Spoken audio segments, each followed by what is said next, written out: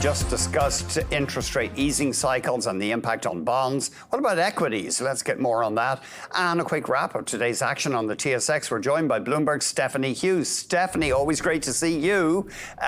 Quiet day, relatively speaking, with the Americans out of the office. But what jumped out on the TSX today?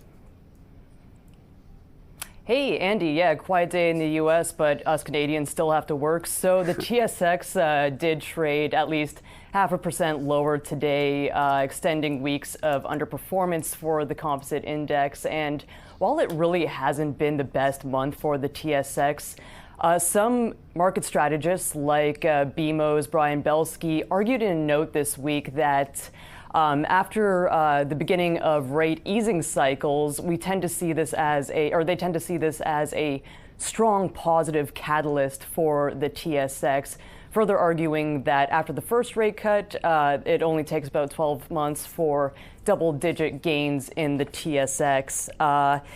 So as we know, or as the audience knows, we saw that first rate cut come around June 5th with a quarter-point cut, bringing rates down to 4.75%.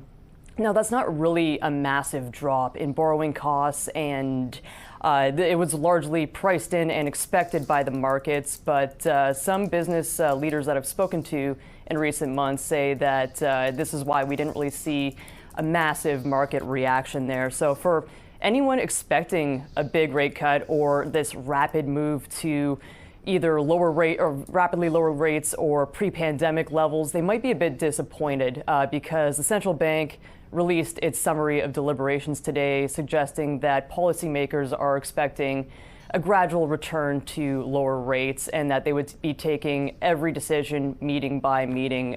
Going back to Belsky's commentary, he added that the most interest rate sensitive sectors like financials and real estate would be the best to gain here and the biggest outperformers here. So he really couched this into his broader thesis of this catch-up trade, which also, by the way, includes small cap companies. So while today was a bit of a disappointment on the TSX, maybe there's opportunities on the horizon. At least that's what Team BMO there thinks. Mandy?